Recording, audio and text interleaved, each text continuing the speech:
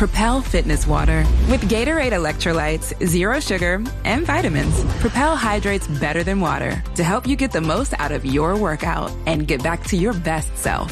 What propels you? Propel with Gatorade electrolytes. Pros, find the right flooring for the job in Lowe's newly redesigned flooring showroom. Shop our expanded assortment of trusted brands and get up to 35% off style selections, Stainmaster, and Stainmaster Pet Protect Special Order Carpet. And while you're here, save $100 on the DeWalt 20-volt max 6-amp-hour 2-pack of batteries. Now just $179. Get more of what you need faster and save more where it counts from the ground up. Our best lineup is here at Lowe's. Valid through 8/26 while supplies last. Selection varies by location. This message is brought to you by Apple Card. Shave ice by the beach. A trip to the state fair. And a throwback flick at the local drive-in. They're more than just items to check off the summer bucket list. They're also opportunities to earn 2% daily cash back when you use your Apple Card with Apple Pay. Apply for Apple Card now and use in-minutes with Apple Pay. Subject to credit approval. Apple Card is issued by Goldman Sachs Bank USA, Salt Lake City branch. Terms and more at applecard.com. Coach Unplugged is brought to you by great people over at teachhoops.com for coaches who want to get better. From the Fifth Quarter Studios in Madison, Wisconsin, you're listening to Coach Unplugged. Here is your host, Steve Collins. Hey, everybody. Happy Friday. Episode 586 of Coach Unplugged. We're going to do part 2 today. Before we do that, I'd ask you to subscribe and like to not only this podcast, but High School Hoops. If you could leave a review, they're free. They're easy to do, and they do mean a lot, and I read every one of them. Also, go over and check out Coach Unplugged. Coach Unplugged. That's it. You can tell it's Friday, and I've been cooped up. Go over and check out Dr. Dish, the #1 shooting machine on the market. They will take really good care of you. Tell them I sent you. They'll give $350 off your next purchase. And then go over and check out teachhoops.com. Like I said all week, we've been doing nightly calls at 8 o'clock. But even more important than that, spring's coming, summer's coming. I've been where you have been. I know we've all had problems with COVID-19. I know we all have problems with getting our guys to play hard. I know we have problems with parents and all that. We have a plan. I have a plan. I've used it. It's been successful. So come join us at teachhoops.com right now. Prices will never be lower. There's still a 14-day free trial. It is a great time to come join our community. You won't find a better basketball community. You won't find a community that has all the stuff that we have on the web. You just won't. So come over and join us. And let's head off to part 2 of Office Hours. Bye. Locker room. He introduces them at halftime of the varsity. He makes like that varsity thing. That's where the little girls want to go. Yeah, they did that once this year. Yeah. So they got to do as many different – that's where you got to try to get the high school coach to get on board and say, hey, if you want to win, here's how we can do this. We'll set it up. You just got to tell us, let's do this, let's do that, let's do that. And I've told Jake this. I've said it on podcasts. The street cred for a girl basketball player is not the same as the street cred for a boys basketball player. Absolutely. Like, there's no playground cred to be a girls basketball player when you're now. It's getting better than it was 20 years ago. Yeah, but it's not. It's if you're a third grader and you can hoop, you got cred. Girls is not necessarily the case. It's getting better. It's better than it was 20 years ago. And another thing too with girls, and I coach girls soccer, Chris, and I started with like the age level you're talking about, 4th and 5th grade. Girls listen better than boys. Mm-hmm. So if you can build fundamentals now, they're so much fun to coach. Yeah, so I really think that you're in a good position. I think you go have fun with it. You got it. That varsity coach has got to give you those missing pieces. But if you have numbers and girls want to listen and have fun, sooner or later, all the success will take care of itself. And the key is getting good youth coaches. I'm telling you. Like, I always go into my youth meeting, one of my youth meetings, and say, you better not be this kid's last coach. I don't want you to be. I might be, but I don't want you. Now, I'll tell you, we had, and I don't want to, if Jason has questions, I don't want to. Keep going, guys. Keep going. Okay. Okay. I wanted to ask you about that, actually. What we're seeing, and tell you the truth, I hadn't head coach. I was an assistant coach for my daughter's team last year. Now, I wasn't going to. I was going to be assistant again. They didn't have enough volunteers. I'm like, you know what? Last second, I did it. So what I found was that I just forgot how much I loved being in the gym. Like, honestly, I loved basketball growing up. and I just kind of forgot about it for whatever reason. So, but what's happened is obviously what we're seeing, and this is where things are a little tough, I think, for us, is that they have, during the season, obviously not every coach is created equal. Right. And who volunteers, which I'll never say a volunteer is bad in any way, because they volunteered. They needed people, they volunteered. Right. Where my issue, especially with the younger kids, and I think this is probably should be the case all the time, but gym space is an issue, is, I mean, ideally I feel we should take it out partially, at least with the skills work once a week, even during the season. Even during the season. Go do your homework. Yeah, exactly. Work on your number bonds. Get out of here.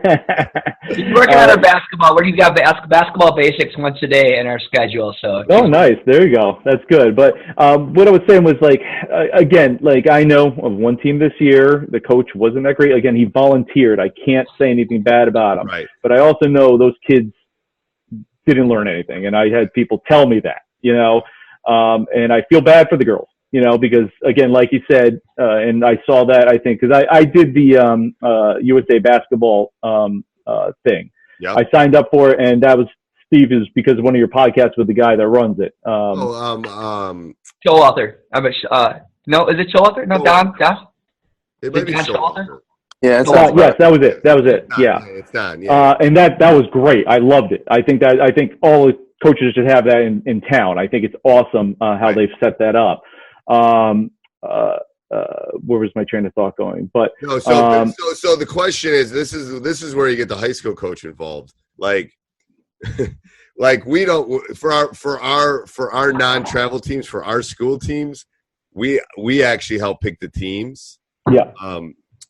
I want to take the parents out of the equation a little bit.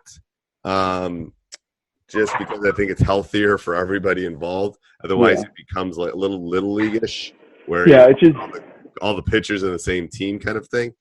That makes it hard. You're probably not maybe at that stage yet to be able to do that. Yeah.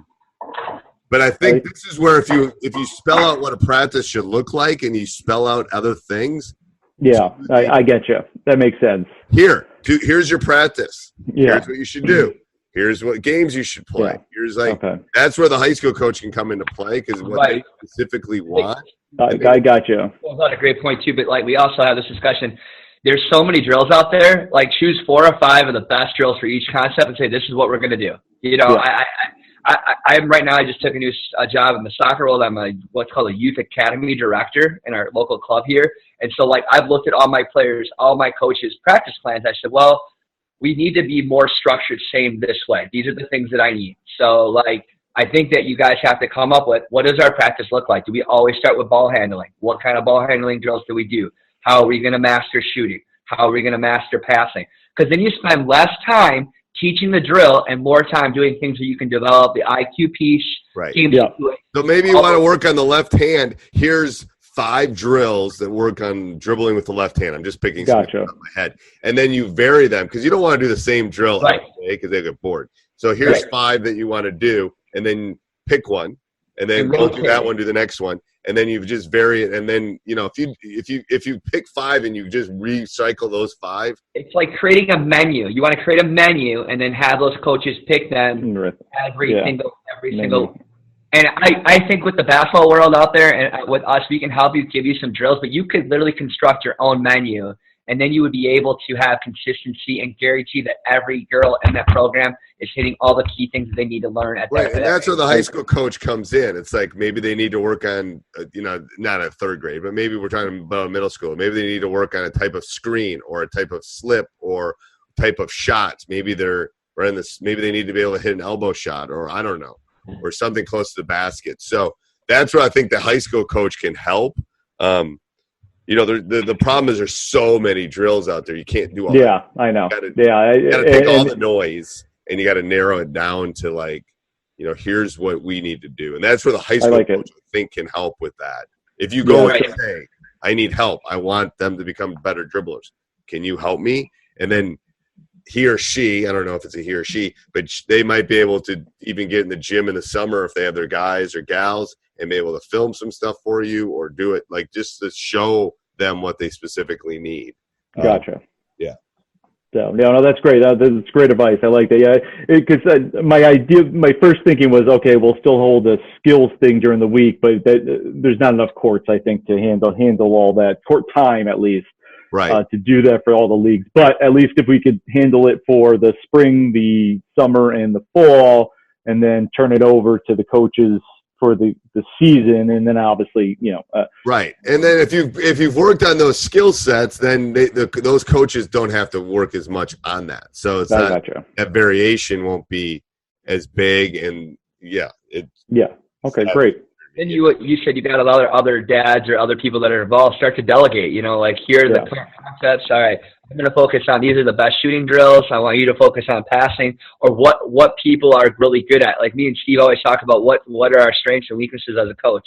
I can tell you, I could write a whole book on finishing. I love finishing around the rim. I could do 100 different drills. That's my big thing. And Steve's got obviously more different strengths about different things as well. So if you can build on what the other coaches' strengths are, you can really choose a menu of really good stuff. And then it's not all on your shoulders either, Chris. And then what the other thing in the leadership world is, programs are more successful when they're co-constructed by the community. So if you're all got your hands into it and everybody's co-constructing together, you're going to have more the longevity in the long run. Because once you walk away, who's going to do it? It's got to be, you got to constantly keep funneling those people. Right.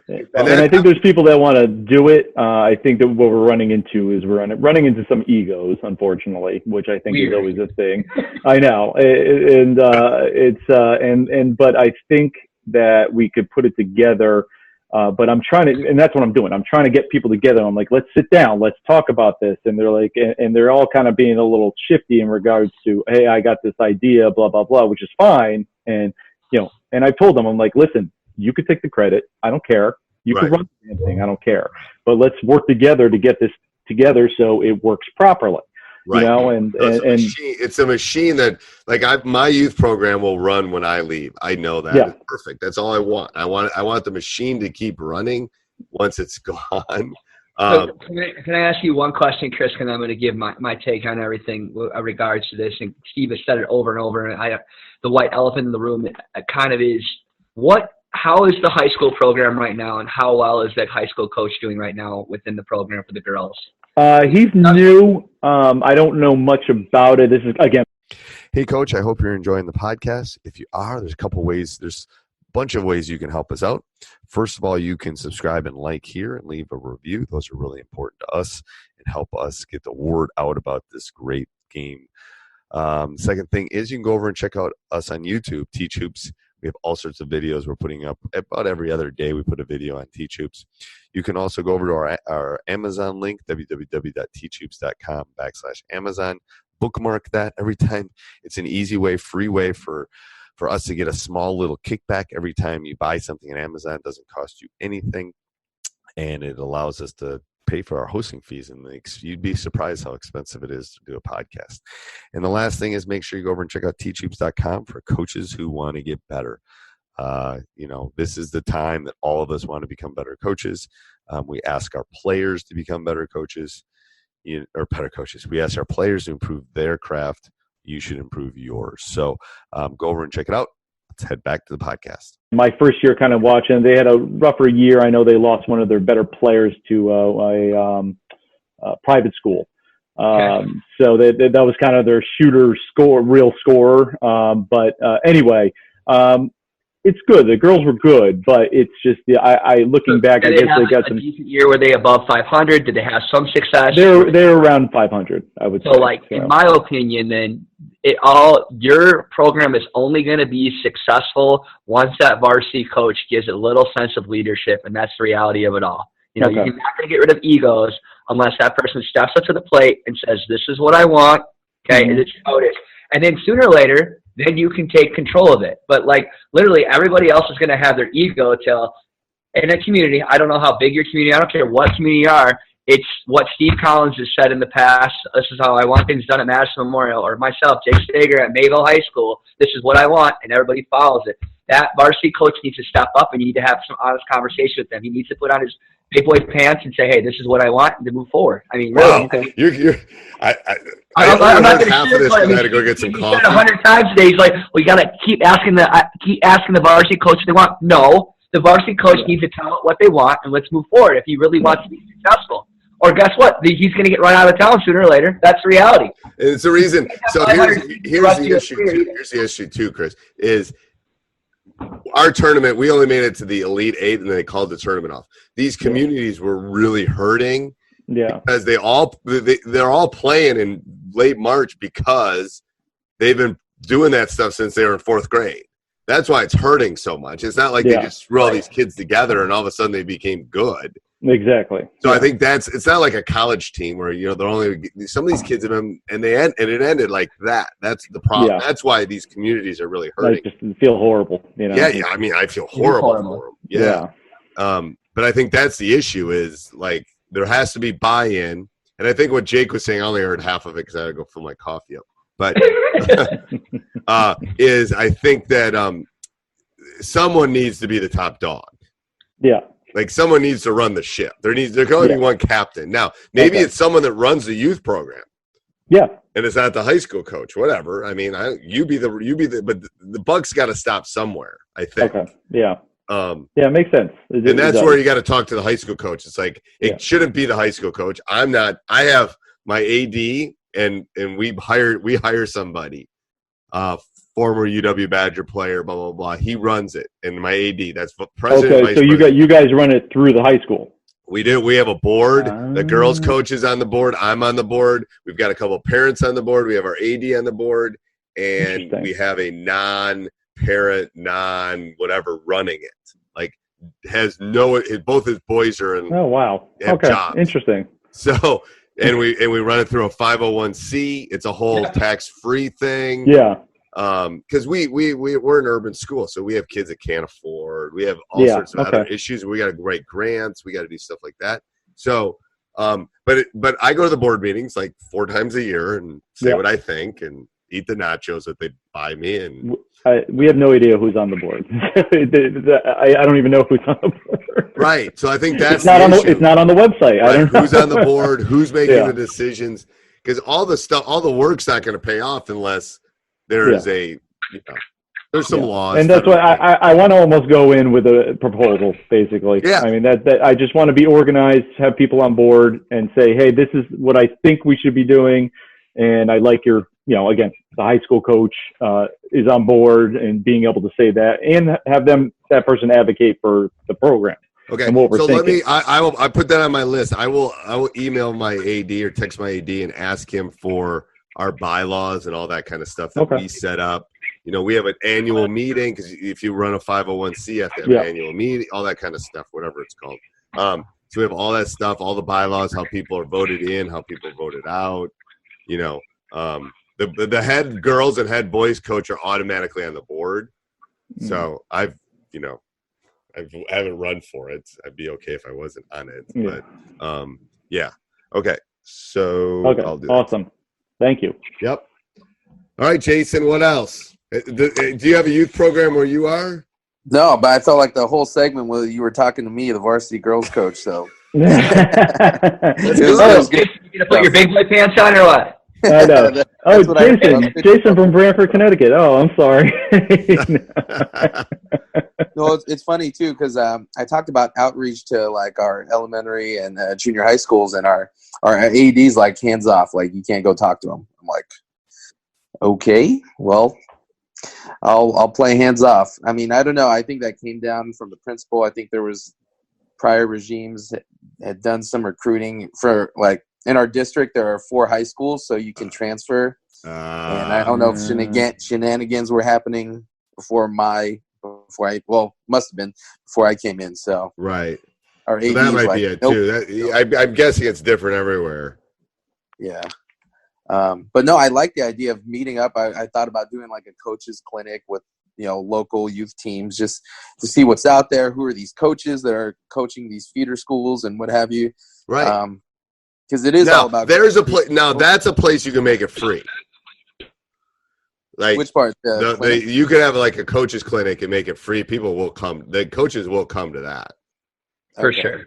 Yeah, that's a little different than the mom not, gonna make dinner rather than bring them to the, thing.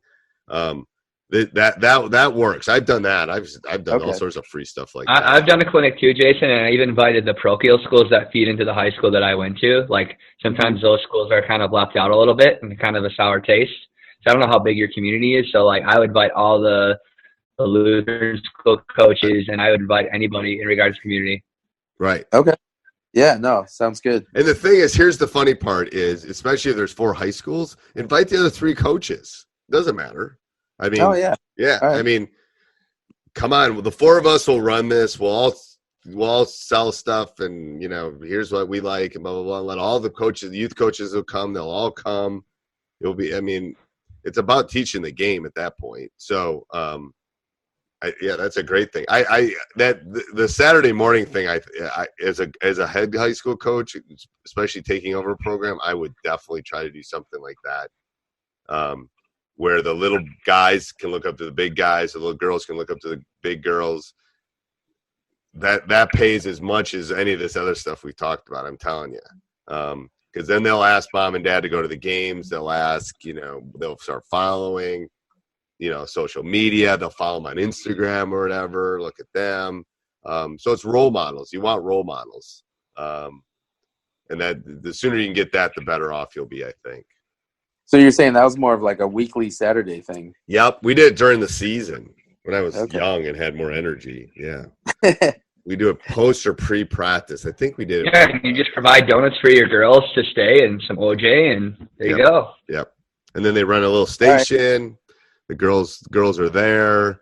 And you can do it. It's not against anything. True story. That was the reason.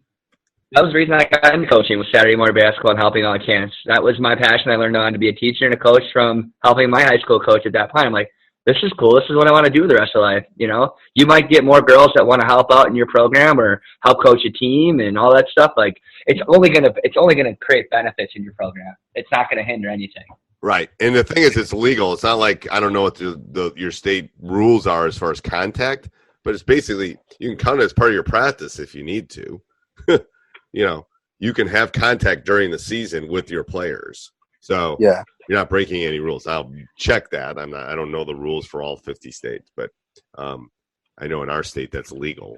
All right. Yeah, I may have some restrictions. I remember AD mentioning no contact until those 8th graders graduate. That may have been his own personal. It might be, because it's weird, because I can have contact. I can literally have contact with any one of. I could coach. Like coach my son when he's coming up and he just graduated, or he's a senior. So I can coach anybody until they literally walk into the high school as a freshman. Like I could coach them all summer of their 8th grade year, and it's legal. But as soon as they walk in, then poof, I fall under our state association, and then there's all sorts of rules. So every state has different rules with that. But during season, I can coach my guys as much as I want during the season, as long as I give them a day's rest. I definitely like that, having the players put on our shoes for a little bit. Just they not do it in the summer. Like I use my guys. I don't know. I'm not sure summer camp's going to happen this summer, but my guys work my camp. Like they come in June, end of June, and they're working. Then all the kids see them. It's great. I mean, I used to think that we got more out of it as far as what we do kind of stuff. We don't get much out of that. What do you think, Jake? I always used to think, we'll try running our offense at camp. No, seriously, summer's so useless for high school basketball. The best thing is for them to skill development. But, that's a whole nother topic. That is. We could do a podcast on that, Jake. We've done a podcast on that like 3 times. It's so bad, especially when the weather gets warm. It's like, they'd rather go hang out at the pool. Yeah, won't blame them. Yeah, they hate us. They do. All right, what else, guys? Anything else? I'm gonna go eat lunch. What time is it? Yeah, that's a good idea. I'm good. Yeah, I'm back on the clock in a little bit. That's all right. Jake and I are coming back on at 9:00 if you think of anything else tonight. Okay. Hey, thanks, guys. Yep. It was a lot of fun. Thank you. Thank you, guys. Yep. We'll do it again. All right. Bye. Bye. All right. Hey, everybody. I hope you enjoyed that podcast. Make sure you subscribe and like. Make sure you leave a review down below. We really do appreciate those no matter where you listen. Go over and check out teachhoops.com for coaches who want to get better. I know you want to become a better basketball coach.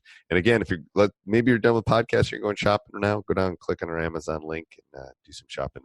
We would really appreciate that. All right. Have a great day. This episode is brought to you by ChatGPT. Hey, it's Bill Simmons from the Bill Simmons Podcast. Have you guys heard about ChatGPT work? It's the new way to use ChatGPT for bigger multi-step projects. And when you need more than just answers, give ChatGPT work access to your apps and files, and it can create real work documents like spreadsheets, slides, and structured reports. Get started at chatgpt.com by selecting work mode, available on Plus and Pro plans.